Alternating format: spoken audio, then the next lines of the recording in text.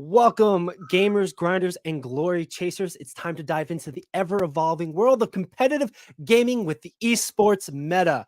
I'm your host, Billy Sims, and alongside me, he just beat me in Fortnite this week, the one and only Nicholas Layton. You might want to switch up your landing spot, Billy boy. We're pretty excited to guide you through the biggest plays, the hottest trends, and the most heated debates in the esports scene. From League of Legends to Valorant, from Overwatch to Apex Legends, we're breaking down the meta, analyzing the strategies, interviewing the players who are making the headlines in your biggest competitive games out there. Yeah, we'll also be bringing you exclusive insights from coaches, analysts, and industry insiders, giving you the edge you need to level up your own understanding of the game. Whether you're a seasoned veteran or curious newcomer, there's something for everyone on the esports meta. Buckle up, grab your headset, and prepare to frag your way through the latest news, analysis, and entertainment. Join us every Tuesday, and don't forget, we want to hear from you. Hit us up on social media using the hashtag esportsmeta. This is the esports meta. Let's go. How about that for intros? Yeah, it's not bad for a first try. Right. You know, gotta start somewhere, and this seems to be a good start. Welcome to our first episode. We're excited to be here. We're excited to get started. We have a lot for you today, a lot for you in the coming weeks. So hit that like, subscribe button, all those good internet things that helps the algorithm let them know that you want to watch us. You want to know what we're talking about. Nick, we're going to start with some headlines today, but first and foremost, how you feeling? How you doing? I'm pretty good, man. Pretty good. Recovering from just being under the weather. Right. So still dealing with that. But other than that, I'm feeling really great to be here. Really excited about everything that we have in the works. Yeah, glad to be doing this journey with you, man. Really excited about what we have in store and this opportunity, this journey of this content. It's amazing. So let's get started with some headlines. All right. First up, let's go. I don't know if you saw, but Disney invested $1.5 billion into Fortnite's developer, Epic Games. This seems to be a massive move by Disney, as well as for the esports space. I'm kind of flabbergasted. I've got some things to talk about, but Nick, what do you think? What's your thoughts here with Disney investing into Epic Games and Fortnite so much so quick? Honestly, it's pretty wild, right? It's like what Epic Games owns the one of the most popular engines that are out there, Yeah, right? I think Unreal, make games on that, owns Unreal, which is just crazy. It's huge. And then you look at like Disney, and Disney owns everything. Right. So like, could be great, could be amazing. Or it could be another situation where we're just getting all of our like entertainment from like one place. Like we might never get like a really cool Insomniac Spider-Man game again or something like that. You know what I mean? Those indie games might suffer a bit because they have to compete and like climb such a big mountain. But on the competitive side too, it's exciting to see money getting poured into something like that. Like it's definitely going to change Fortnite, and that's one of the biggest competitive games out there currently. And Lego Fortnite's been such a huge smash, and like to show that like creative balance and switch up they're able to do with that was really awesome to see. But like $1.5 billion is a ton of money. Disney owns so many different IPs from Marvel to Star Wars, let alone all the other Monsters Inc. and Pixar's and stuff. I wonder what they would be able to develop. I wonder what they'd be able to develop and if they could develop a pretty interesting esports scene, because Epic definitely has their foot in the door already with Fortnite and how successful the competitive aspect. Like that game was it was a tower defense game initially, right? Yeah, it was like the game mode that they have out now, which is called like Save the World or whatever it was called. That was the original game that it released at like a full-fledged $60 game back in the day. And then they just cut it because of PUBG's like popularity. Bought PUBG developers, and then rest is history, right?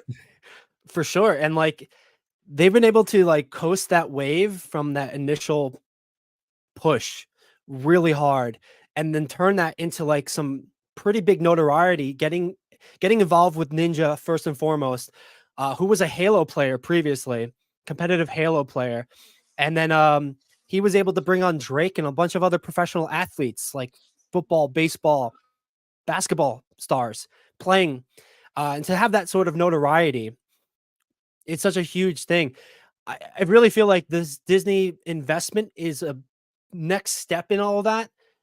It's not that Fortnite and Epic Games hit a wall, but they definitely are challenging some big name players, especially with their launcher, their game launcher, and for them to control and switch that up like that and like kind of get these investments is amazing. I'm going to read real quick the quote here that I thought was: our exciting new relationship with Epic Games will bring together Disney's beloved brands and franchise with hugely popular Fortnite in transformational, that's the word, transformational new games and entertainment universes. I think that completely spells out everything you need to know about this situation. $1.5 billion. That's insane amount of money.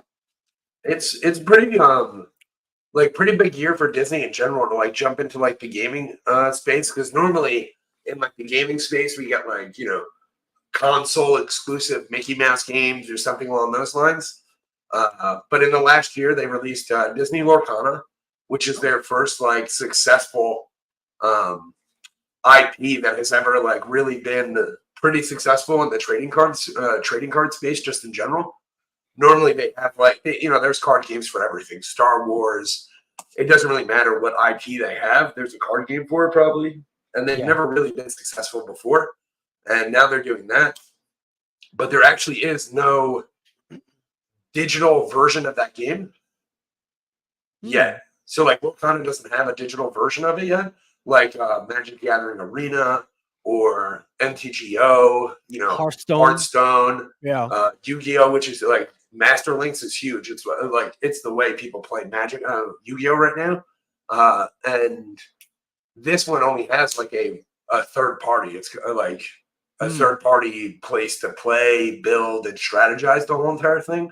So I'm really curious if that's one way for them to, you know, get something out there as far as like a platform to play Lorcana on digitally, because the digital space is how, you know, Magic wants to make all their money anyway. Yeah, that's a good point. That's a really good point with it, because it's such a hard transition to make a lot of these games to go switch from that small community sort of thing into the bigger competitive aspect. And like it's usually a lot of grassroots pushing, but that grassroots can bring you only so far. There needs to be money investment in it, and then the prize pools will help develop those communities, develop that skill, develop the competition. And that's something Fortnite is literally, and the Epic Games CEO talks about here. Disney's one of the first companies to believe in the potential of bringing their worlds together with ours in Fortnite. And Unreal Engine, they mentioned that here, which you talked about, Nick, owning Unreal Engine. It's a huge development. And I really think in a positive sense, it's going to do a lot, because even Disney owns ESPN. I think I've seen Overwatch League and maybe something else, but like not many competitive games get broadcasted on like traditional television or traditional channels. And with the push into streaming, they might be looking for content. They might be looking for fragmented content, niche content that's like specifically targeting audiences. And Disney investing in Epic and having a huge stake in all this is going to first off lift up Fortnite, definitely, but it has the potential of lifting up a lot of people willing to do business with Disney. And who doesn't want to get into the house with the mouse, right?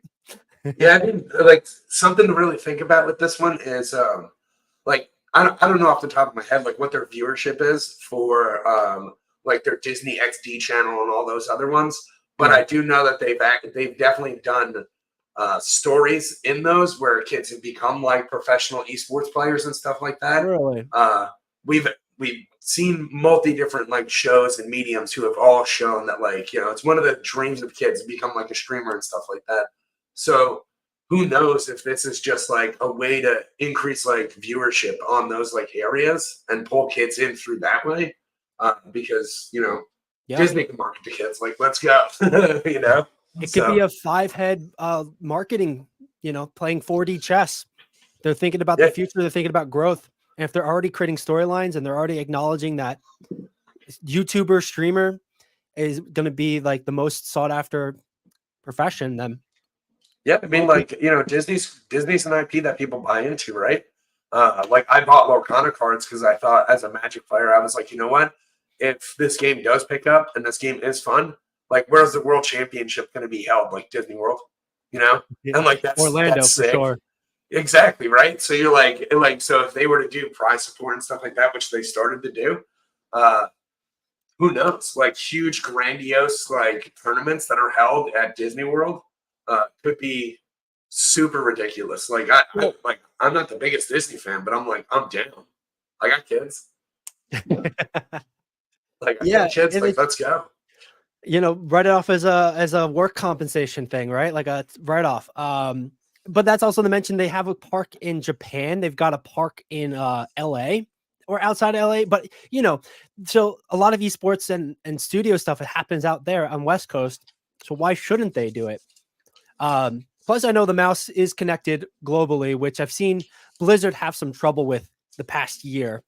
That's a whole other conversation, and we'll kind of leave that for that. But let's move on to the next headline. Sure. This past weekend, there's been the Arena World Championship. It started a couple weeks ago, and just kind of keep you in the know for this. It's been a very exciting 3v3 tournament. A lot of reverse sweeps. The meta has been pretty interesting too. We've been seeing a very lack of mage, which traditionally hasn't been the case. But this isn't really fully in depth, but just letting you know that you can watch in week 3 of the Arena World Championships this weekend on YouTube. I'll be watching, keeping a little pulse on that, seeing what's going on. That's a cool thing. Like overall, like I really enjoy watching a lot of like Arena. It becomes like it's super fun, and it really does make you want to actually like go play Arena yourself. You know what I mean? Like it really wants you to reactivate your WoW subscription. Yeah. Go in there, call the boys up, tell them like I'm doing this. I don't care what you got going on Thursday. We're playing arenas. Like it's just one of those things that's like really super fun to like watch, and like it'll pull you into the game. WoW is a solid, fun game. That as long as you're taking your time with it, you really can't have any complaints. If you play the game super hard, you can have complaints all day. But I think the game overall, it's a solid banger, start to finish, from like when it first released to even now. It's like it's the best MMO out there, even with all the hate. Like, and a lot of the classes provide a lot of decision making. But I do feel like that's been a criticism of the PvP recently. Like it can feel really bursty. It can feel very turn your brain off. Like you're not really making decision making. I was talking to somebody who's like peak 3K this weekend. And he was talking about how like Dragonflight's arenas have felt a little bit stale in that way because he has less decision making to make. He has to sheep somebody, poly them basically, polymorph them in time. And like there's not that there's no options in that, but like he's also speaking from like a mage class, which might have seen like a weaker sort of showing, especially in this arena season, in this arena standing. So moving to the standings, you can see that for the US, Team Liquid has firmly on top with a score of 220. I don't think they've been running like a mage in the comp. I think I've seen a lot of Warlock Druid, but sometimes it comes down to the specific player because you have a specialist who's just great at that. No, I mean, with all these things, like anytime that like the game gets a little bit too bursty, it becomes like less fun to play for a lot of people there, except for the people who really just like to see the big numbers and in a short period of time, like one shot them real quick. Oh man, I feel so powerful. Yeah, hit them in a global. But anytime it's like competitive, like you have to do the fine line of like how slow the gameplay can be for people to express themselves plus make decisions properly, versus having those like gung-ho character like people or players who like to run in and just julienne a bunch of people, you know what I mean? Just cut them up. Like absolutely something that like you have to toe the line with. But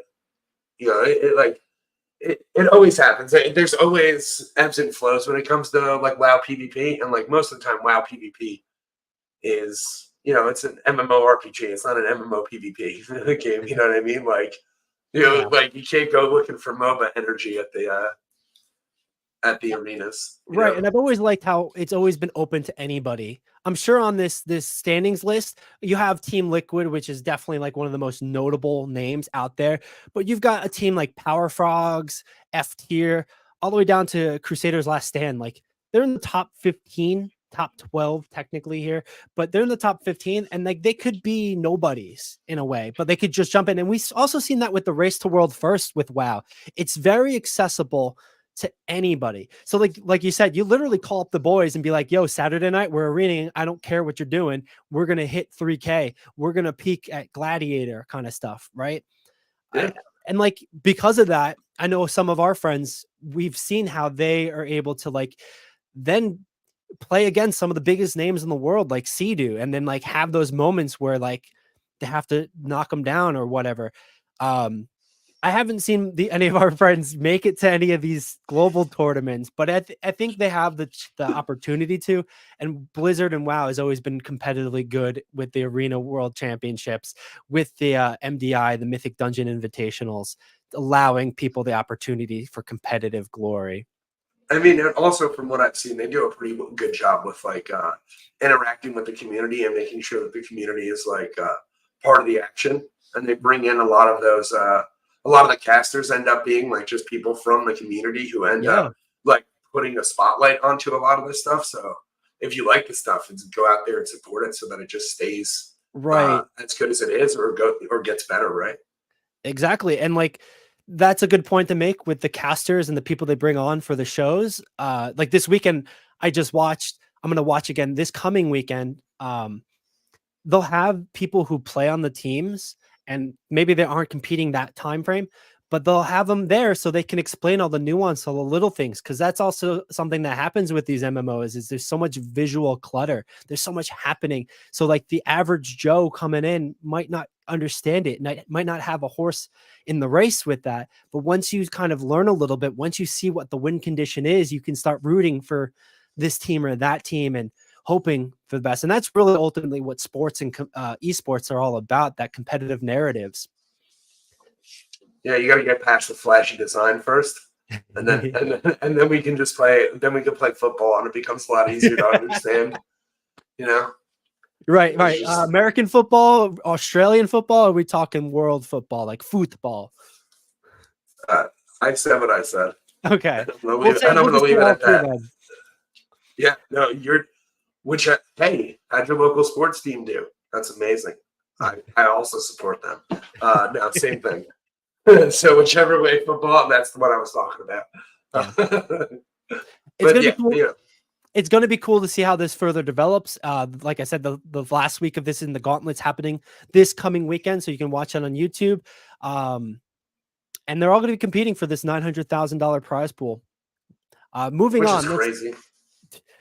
That's why Disney going into that space is huge, because otherwise you only see these prize pools that big with the Saudi money or with the Steam, Valve putting it behind Dota.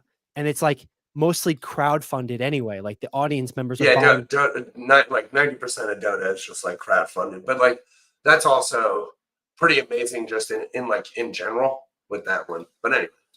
Yeah. Again, anybody can kind of enter it. That's always been accessible in those ways, and to compete for $900,000, pretty sweet. But anyway, let's move on to the next headline. Apex Legends. Are you a fan of Apex Legends, the first-person shooter, my friend? No, I thoroughly enjoy. I got a good amount of hours into Apex.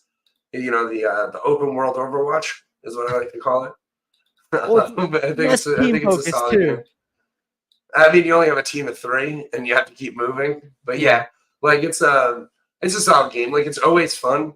Yeah. But it is one of those games that like, if you're not really playing with people, it becomes like super hard to stay with it and like be into it and everything like that. But it's a very solid competitive game. For sure. Overall. And that's why they're doing a competitive rework. I've always found that it's a very individual game, but then can also have that team aspect to it. To be honest, I'm so bad at Apex. I'll get killed some of the first times, and then I'll just get carried by my teammates for sure. And like, not even just like go without me, don't res me, don't bother.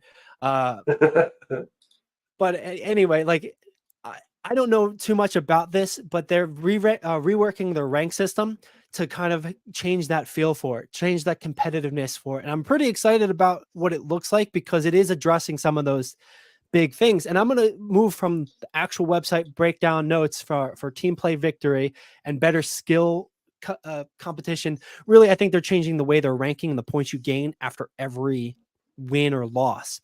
Kind of try to help it make it less of an individual team thing and more into a team thing. I'm going to go from the actual notes here, bring us over to the Instagram version, a little bit more condensed, a little bit more concise to read. Rank Reloaded, they're improving the RP system. Level requirement to get into ranked is now 20, so less bots, less fake accounts, less smurfing, hopefully. I don't think that really fully smurfs, but it nerfs smurfs. That ain't stopping Smurfs. Like, It just makes that's them not how take you stop longer. Smurfs. Like, you know how you stop Smurfs is like you make the decay heinous. You make the decay heinous. Like, you don't. Oh, you didn't play for 12 hours. That's rough, Sorry, man. bud. You're getting boned up today, and it's like, unfortunately, like if you want to be one of the best players in the world for these things, like you can't have a job. You can't have a 40 to 60 hour a week job and try to be the best player in the world at like any one of these games, any one of Yeah. these competitive But as we've games. seen, those games are getting more and more lucrative if you can land yourself on a team, if you can land yourself in a position where you can win that money consistently. That's the hard part, the consistent stuff. And I think that's some of the stuff they're addressing here with the rank system, because like it makes more sense for people to hop on an alt account, an alternative account, and smurf to like play the game. And not even just to play with friends kind of thing, but to get that competitive itch to like win those matches, to like do the things. So like it's cool to see them address the rank system, address the point system per match, what you're going to gain, and see how that goes. It's kind of a TBD on how it's going to be received. I know sentiment's been a little bit mixed. It's been up and down too over the past year. But you know, I like seeing companies take that risk and make these changes, especially like, you know, them going into weapons, because I love Apex's weapon design as a competitive sense. It's not so overpowered where you get this gun and then you instantly win. You change your style of play, it changes your strategy, but you know, it really does impact a little bit of the luck, but then a little bit of the skill. So I know it's a little bit like blackjack in that way. Yeah, I mean, it's a super solid game. I really do enjoy, just like you. I love all of their designs and all their weapons. Like, I love the skin aspect of the weapons, even though, you know, it's just like it doesn't really matter. Like, they have the little charms for the customization. I love all that stuff, but you know, it always feels bad to land and get lit up. Like, it always feels bad. And like, Skill issue, bro. Skill issue. sure, we could say skill issue, right? But like, it's like Apex is one of those games that like I really feel like it should be like everybody gets like a good weapon as they're dropping, but you only have 15 bullets or something like that. So like your first initial pound is just Yeah. going to be you versus somebody else. Skill expression. You missed more shots. You missed more shots. Like, it's just the way that it is, buddy. Instead of like you're like, there's just times where you're running around just hoofing it, and you're literally smacking people in the head. And then like you're running away, and you're literally have to play like Bugs Bunny, where you're just like dodging, hiding behind stuff, running out, punching them once, and then you're running back behind again. So like, it's fun, but it's only fun like once every 50 games. And then you're like, all right, I can do it again. I had like a good run of 40 games where I got a weapon. I can land and start punching someone. That's So interesting. That's a really interesting point, and I wonder if that's something that they've thought about, where if they, you know, you have a landing weapon, and maybe it's part of your loadout, and like maybe they limit it, so it's like it's literally you get like a handgun or a taser or something. So even then, it's like a melee thing. It'd be kind of give them a interesting weapon to that's not do. in the game. It'd be really interesting to see, really interesting to do, because I do see that, like especially like on a lower level like myself, where I'm usually the one running around Bugs Bunny, scuba doing through doors and like trying not to get shot. Um, it really is about knowing where to drop, of course, which is like a lot of the battle royale games. But then also like finding a weapon, which is a bit of luck, and then managing that weapon. And and like again, a lot of that could just be the skill issue of it, like the skill curve, how you land, how you address the game, how you develop and progress through the game. Because that beginning is definitely chaotic, and you gotta make a stand. You gotta last long enough to live.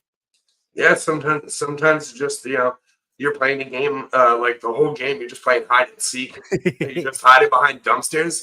You didn't get a weapon, but you saw that like where you were about to land, there was already three parties there. You're like, well, nothing's there. Yep. Well, I'm screwed. Yeah, so like sometimes you're just playing the game where you're Batman, and like you just got to make it through the Sneaking game right around. now, bro. You just got to sneak around. That's it. Yeah. I know that's been like a popular style that has found a lot of success, is that like that rat in a hole kind of play, like just hiding out, chilling, waiting until the circle closes and then just kind of scooting by everybody, seeing everyone else get knocked off. So I do appreciate these big changes like this. And this one is more character based. Not really going to go too much into that. That's pretty straightforward. Um, Specifics on the weapons, I don't know enough about this, but They change all the time. yeah. Yeah.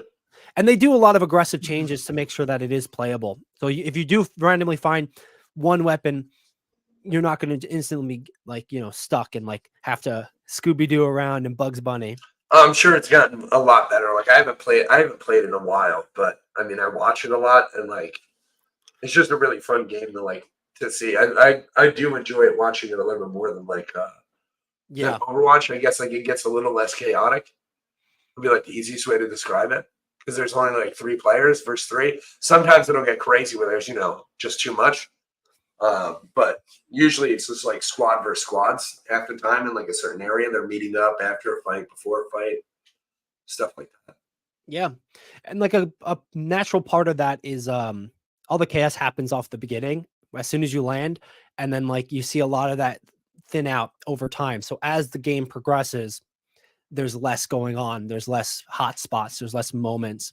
And then you can really focus in rather than on the 10 teams, on just like the 2 teams. But all right. I think that wraps up our headlines. Nick, unless you have anything else you want to talk about on these headlines, bring up. I think you have yourself muted, my friend. I did. Put myself muted on that one. Learning curve, skill issue. No. No, I don't think I have anything else as far as like the headlines are concerned. Great. That would let us have the space that brings us to the time when we get to talk about our main topic this episode. We are bringing you information about the Overwatch World Championship Series. It's not Overwatch World, it's Overwatch Championship Series. OWCS, yeah. As you know, Overwatch League is dead. It's had its strifes. It's had its turmoil over the past 6 seasons.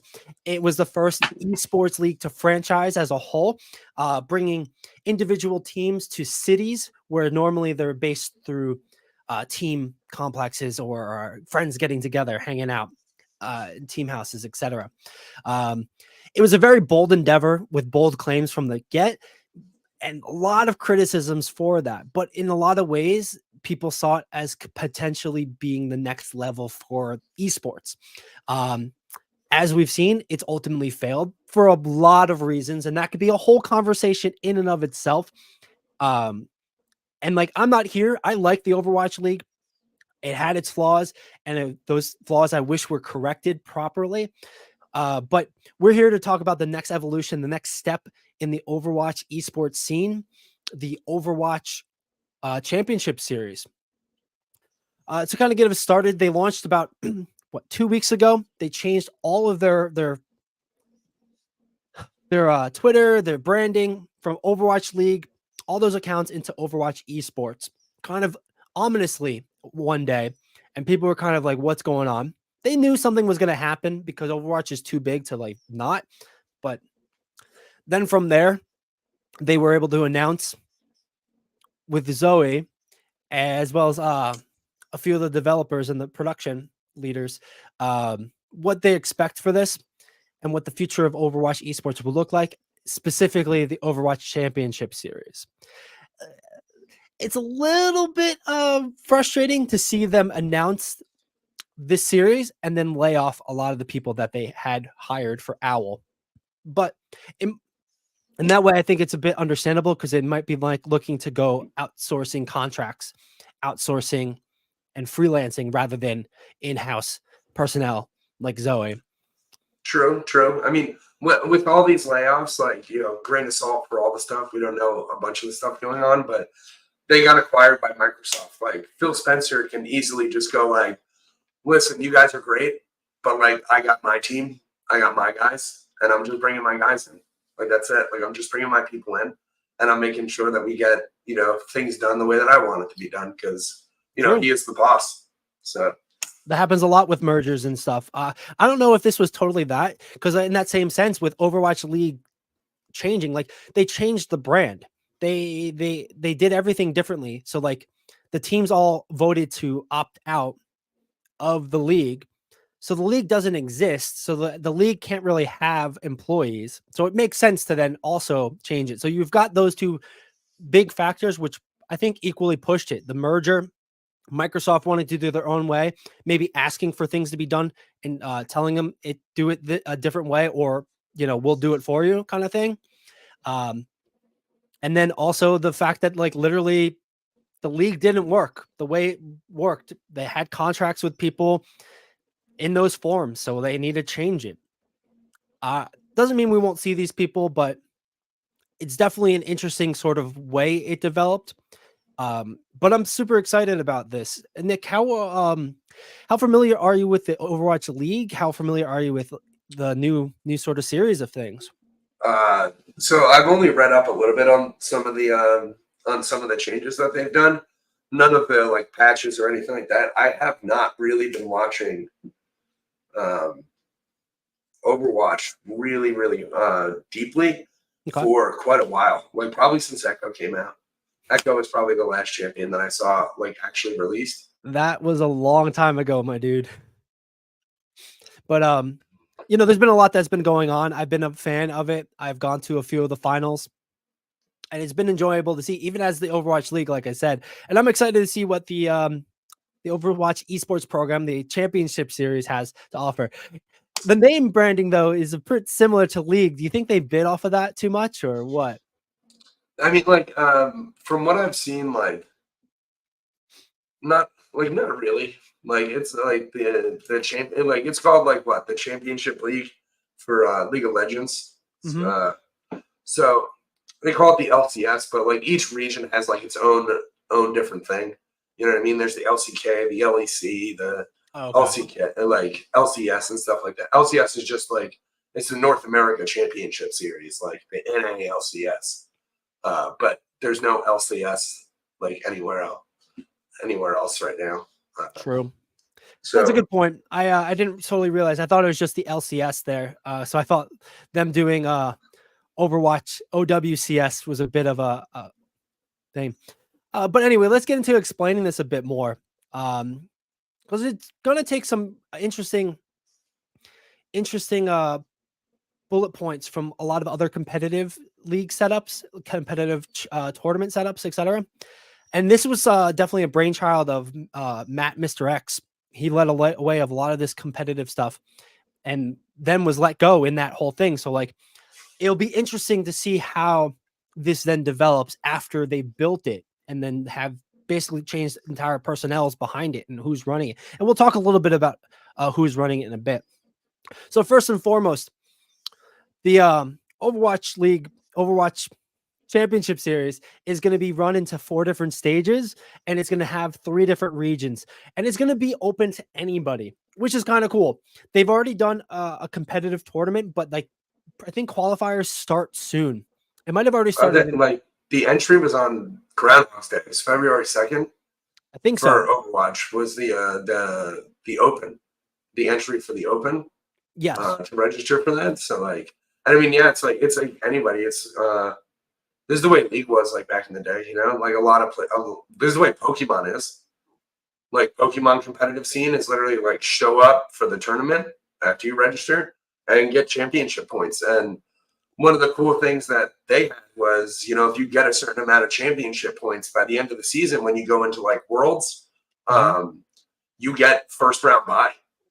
So like if you hit a certain number of points, that does actually go away this year, but you know, not to like really put that in people's heads, but that's like a really interesting thing that they could possibly do. You know, depending on how many points you get. And as we've seen in traditional sports, the NFL playoffs just happened, and we saw how much that impacts standings and players' mentality and momentum for and against both ways. So it's definitely cool to see that anybody can join, and then that those stipulations have people to fight until the very end for to get those to make it happen to like get into the tournament.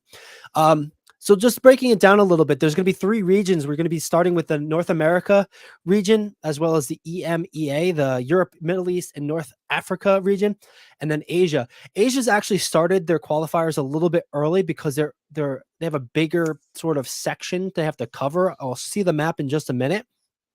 But I believe North America and EMEA is starting, like you said, February 2nd, this past week. Going forward, it's going to be broken down into 4 stages. They're going to have the round robin Swiss stage where everybody's competing. I believe most of this is going to be happening online through Face It, the esports engine Face It, as well as something else. Does that something that like Pokemon generally did or League used to do? I would imagine League has to be online. They're not going to have LAN tournaments and LAN qualifiers for this stuff. So I mean, like one of the ones that I use right now for Magic is called like Melee.gg. Yeah. Right. So like that's like a similar type thing. It's just a place where you can organize and stuff like that. True, but I think that was a third party, like a really heavy third party site. It wasn't incorporated by Nintendo because Nintendo didn't really have a stake in the esports scene up until the end of last year when they cease and desisted like everybody. Yeah. So I mean, it is interesting that it's like an official partnership with Face It. Like how many other games are actually going to be pulled into the same umbrella of like Face It, right? And how that is gonna like has the potential to become like almost like a competitive esports social media platform if they do it right? Because everybody's gonna have to go there in order to play their tournaments and stuff like that and communicate and everything. So who knows? Well, I believe Face It's already had a platform where they run these tournaments for different games, and I think Overwatch, Activision Blizzard, Microsoft is now buying into it. At least the Overwatch the esports scene is buying into it to run these online Swiss round qualifiers. Excuse me. I mean, by proxy, that does mean that, you know, like that Microsoft is buying into it a little bit, right? Which could be interesting if it like one of the things that they hinted at with this change was that there's potential for not just pro players to play in organized tournaments on Face It, right? Where they can like you could be bronze, gold, silver, it doesn't really matter, and there could be a tournament for you, and like this could be, and again, like Xbox is probably the most social of the actual consoles, just in general, the way that they like to pivot their consoles. So it'd be super interesting if they were to make this like more of a like every one of their games that they have on there that they want to support Face It with, they can have a nice little tournament outlook, because that's really what keeps players like competitive and interested in a lot of these things. It also probably keeps them less toxic, but that's a different story. Well, yeah, that's a whole other beast, and we can kind of touch on that too, because this new change for the Overwatch esports scene does go into it. But I wanted to focus on Face It a little bit longer, because yeah, they already broadcast CS:GO. They already broadcast Apex Legends. You can hold gold, plat, bronze, iron tournaments for anybody and any space. So it really gets anybody involved as long as they're looking to scratch that competitive itch, which is cool. I did think that was a pretty awesome idea and option for stuff. Like this is everything that's going on right now that we could watch, which it's pretty lively. This is all Apex. It's pretty lively. Going into playing, these are the games on their roster for that. And like Overwatch 2 is the newest kid on the street, newest kid on the block here for this. But everything for all the way to Clash Royale mobile games, that's pretty in depth. Yeah, you got a bunch of bangers on there, right? And some mobile games. That's pretty interesting. I have no clue what skill SF2 is. It kind of looks like a Call of Duty clone, but no tournaments, so maybe it's new. Maybe they're just prepping. Either way, like, do you feel like this is something that they would be able to garner new individuals participating, get new people watching, or is Twitch going to maintain like the bastion, the stronghold of watching esports and video games? You haven't seen the calculator for Twitch and how much money it costs Twitch to actually like per viewer? No, I haven't seen that. Oh my god. Yeah, it's crazy. It's like the reason why they hate Asmongold, because like he probably cost them when he streams on his secondary channel, he cost them like $3 million just streaming. And they just allow him to do it, and it just costs $3 million to do it, and that's it. But like, you know, back to Face It, it's super easy for the ways that they can actually do some stuff. Yeah. And like one of them would just be like, sorry, I got distracted by something. Go ahead. Would just be streamers. Like, so if you get Ludwig in here doing a tournament for Fall Guys. Fall Guys isn't on there, but like Ludwig, Fall Guys doing a tournament, giving away money. I sent it, just doing, and like any one of these guys doing tournaments and being the tournament organizers on this platform has the potential to pull in any range of skill groups. You know what I mean? Like any single one. And you can have some really, really fun, cool interactions. And then, you know, that's everybody wants to, like, look what happened in New York City. Like, everybody wants to be Kai. Like, come on. You know, like that. He can pull a bunch of people in. So I think that there's like not missed opportunities, but we're just waiting for the opportunities to present themselves when it comes to like streamers. True. That's a fair point. The marketing on the stuff needs to just be able to follow, and like there has to be a reason, which is, you know, usually money.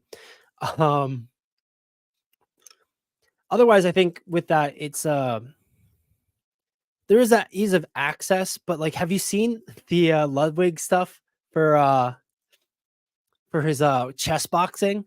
He's not unfamiliar with holding his own tournaments, his community tournaments, but overall, have you seen the chess boxing that he's run?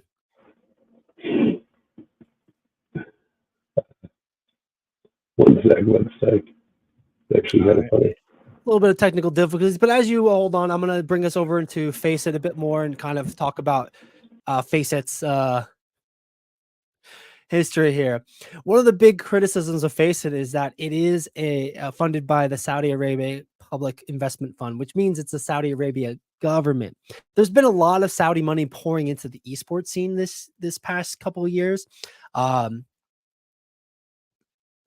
Teams in leagues over in Europe, teams in leagues in the Middle East, they've really had an international presence. So like one of the biggest criticisms is their humanity rights. Hear anything.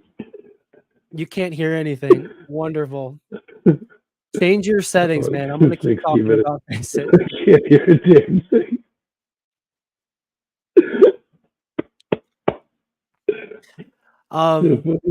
There's been a lot of criticisms about, I'm going to mute you too. There's been a lot of criticisms about this, and it's kind of a damned if you do, damned if you don't, because having that sort of investment and that money is good, but then the cost of it is obviously, then you're sort of upholding like a human rights thing. How we doing, Nick? I can't hear you now. You're muted. I unmuted you, but like I can't. Yeah. So I did see something that was kind of interesting. Some people suggest that, you know, it's not, especially when the livelihoods of these players and coaches and teams rely on this money to like make a living. There's this sense of like, well, you're damned if you do, damned if you don't. And I did see some things that were kind of interesting where it's like, don't just protest and remove yourself from the system. Be a part of the system, but advocate the change. And part of advocating the change is taking some of the money, maybe whatever you can afford, and then donating it to human rights charities, etc. And I thought that was a very clever, sort of interesting way to not combat, but like not even mitigate, but just to feel like you're doing something and still hold ethics with it, because that's a big criticism of all this. The the sports washing with esports in other sports of the Saudi money, the conflict of interest this provides and does. And like esports is in such a fragile state, especially financially, that they really do kind of need that backing, but at what cost? Really? How we doing, Nick? Can you hear me? I can't hear you. You're not talking. We're going to need to get you a new microphone. So yeah, that's an interesting sort of moment here to talk about Face It as the platform. It's very cool and interesting of a place to be able to hold these tournaments, for streamers to get involved and to hold these tournaments as well. But more or less, like, then we're also then challenged with this new ethical dilemma where it's combined with that situation. But moving on, Face It's going to be run. Hey, I can hear you. Hey, there we go. Nick, do you have any thoughts about the Face It where it's owned by the Saudi Public Investment Fund? They're putting their money into everything. I'd be surprised, like just because we know, like, this one's at the forefront, like, you know, someone should do a deep dive if we're gonna like talk about like how ethical it is for all that money, because who knows, like, if your favorite games are owned by a horrible company or a horrible organization or something like that. Like, not saying I don't know anything about that. I'm just saying, if you're talking about ethics, you should probably find out where they have their money, rather than like, this one thing is also has money from here. Yeah. Just figure it out where it all comes from. Because, if you don't like Tencent, right? If you don't like them, then like you probably don't want to be partnered with like Epic Games and stuff like that, which, just find out what games they make and other things. Like how much money does the Saudi Arabian investment fund have in video games, and what video games are they? Right. That's true. And with that, like, it's like I said, it's a double-edged sword, because the money's going to flow and people are going to chase it, and like business is going to do business. But even as a competitive esports player, it's hard to get the bag. So do what you can when it's available. But it is a bit like it is an interesting development, and how this is. Face It's a great platform for ease of use and connecting and letting everybody on any level compete. And like, it's a no-brainer that they would team up with them. But then that's the other dilemma. Blizzard making another big business decision, and we'll have to see how it turns out. They do know how to do their stuff. They do know how to make it happen. Only time's going to tell, and like, we're going to have to see. Moving into then more so, Face It's going to be running the tournaments. This is how the tournaments are going to be run. First and foremost, the Asia region started a little bit earlier. They're going to have open qualifiers for Pacific, Japan, and Korea. I believe Pacific, not specific. Pacific also includes South America, I think I saw, or something. But, Australia, New Zealand, etc.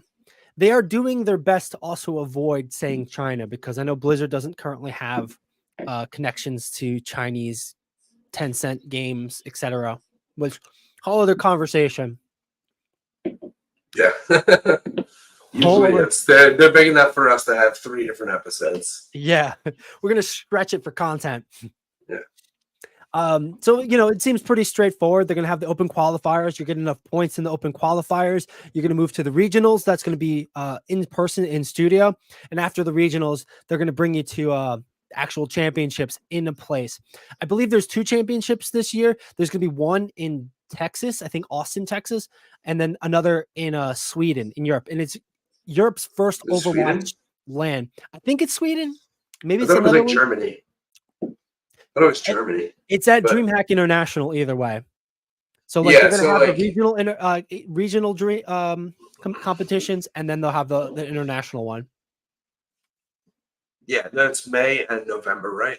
I think like one of the coolest things about all these like big tournaments now is there's going to be a loser bracket.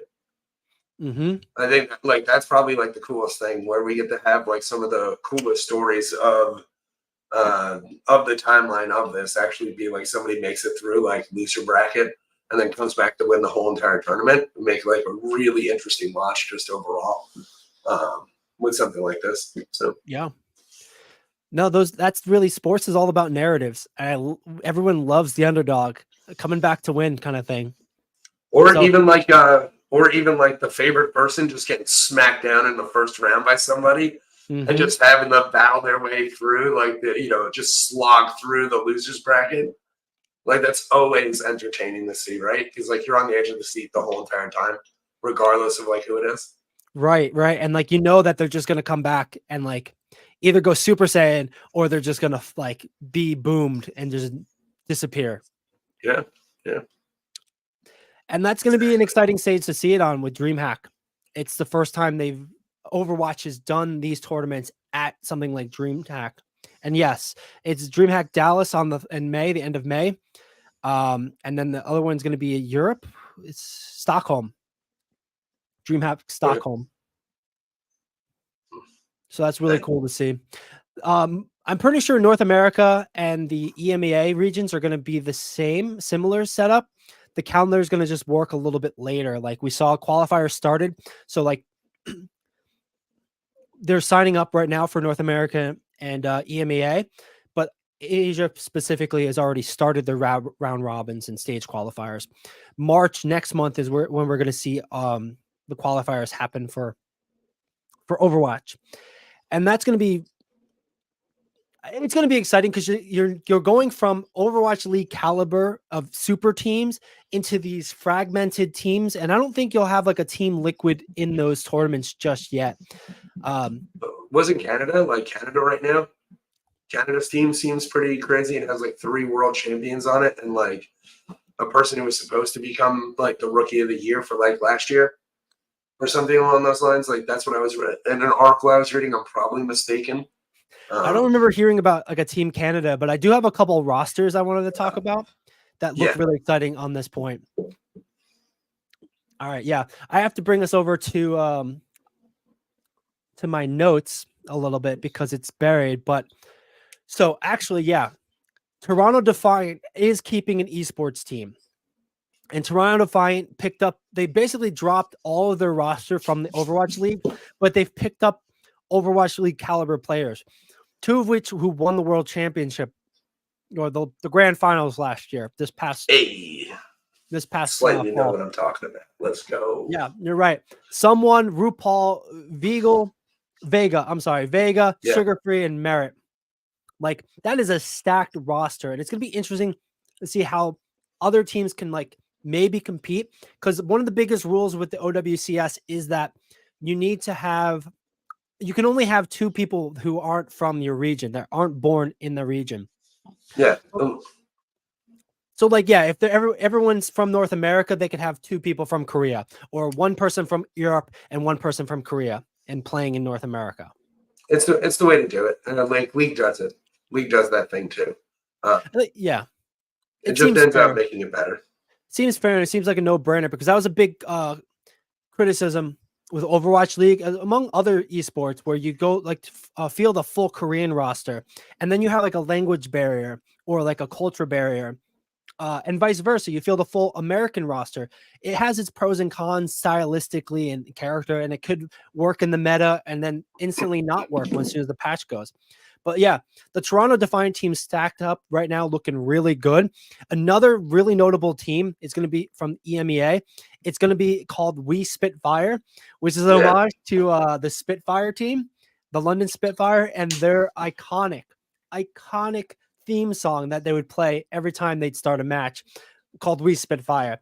Hottie's back, Landon's back, Sparker, and Backbone. But the only thing is they dropped Admiral, which was their Lucio player, Lucio Brig player, and they're picking up Funny Astro, who's been an infamously like the Lucio player for years. So it'd be a really cool team to watch because they've definitely loved to run the rush Rhine comps, the closeness, and they struggled at the beginning of the last Overwatch League season, but have pushed through. That's going to be one I'm looking for. And the last one this one I just came across of today. It's going to be Team Falcons. They're playing in the Asia region, I believe. It's going to have Smurf, Hanbin, Proper, Stalker, Chio, Fielder, Surmajed. Surmajed, I think, is the only one from a different region, but like that, those are people who've won championships, multiple championships. They've been competitive every year. They've made it to Overwatch League Grand Finals. It's going to be interesting to see who goes up against them, and if it's just going to be one of those like, listen here, little brother, you're going to have to sit down because the men are playing kind of moments. I mean, like that team specifically, I think is the most likely in 6 months to have a complete restructured. If Proper gets like banned or in trouble again or something like that, he seems like a League of Legends problem child where like if he gets on, like he just disagrees. Like I'm not saying this, and I have not done any research, but from what I've seen in this last little like excerpt of him getting banned and then unbanned, he seems like a person who just might be a little too honest with the way that he says things. He won Rookie of the Year. He won MVP the first year he played with at the same time as Rookie of the Year. And he was recently banned because of terms of service. Here it is. Here's his tweet saying, "I got banned. I just want to play." We did see that somebody else, where is it? Let me take this off stream real quick. We did see that somebody else did translate for us. Yeah, here we go. For anybody wondering, the message says he was banned for disorderly misconduct. So likely chat toxicity. So like he was probably owning some people and like has a superiority complex and kind of just like goes off on people in the wrong points, which I've got mixed feelings about. But how do you feel about this being, a situation where like if you break terms of service, you can't compete? I mean, it's like a little rough, right? And like something to think about is like every one of these situations in these competitive games, they're always team games, and it comes down to personalities that do not match. I personally think you should have to take a like personality test from the company to put you into a matchmaking like queue that just like you might meet your best friends in this queue because we made you do a personality test. Like I think that's like really the way to go because it usually is 5 people playing their own game and disagreeing about how they should win, and whether or not it gets heated or anything like that. It's always the same thing. One person either knows better or one person thinks they know better, and how they go about it is like what really needs to be like talked about, and that's like disorderly conduct, or like it could be anything. True. He could have literally wrote like my mom's making fresh cookies for you, and somebody thought that Blizzard made him like converted his chat or something like that. He could have got tagged for that, So Nick, we have to wrap up. We're hitting our time in the last 30 seconds. Do you feel that like a team house is essential for competitive game teams like that, like to bring the camaraderie, or to like let them explode sooner than later? I don't think it has to be a team house because I think you should be able to respect like everybody's living space. But I do think it's like family meals. Like I got a kid, right? And like I talk to him every day at dinner or something like that, right? Talk to him in the morning. I think that's where you gotta like do it. Is like more events together, doing stuff that is like essential but doesn't matter. It holds no weight. No, that's a fair point. And like having that balance, because I do feel like the camaraderie is important, but we're out of time. It's been great talking with you, Nick. I'm really excited about this Overwatch Championship Series. I know I'm going to be watching. I'll be watching the Arena World Championships this weekend. Thanks for joining me, Nick. That's been the Esports Meta. We'll see you next time. See you next time.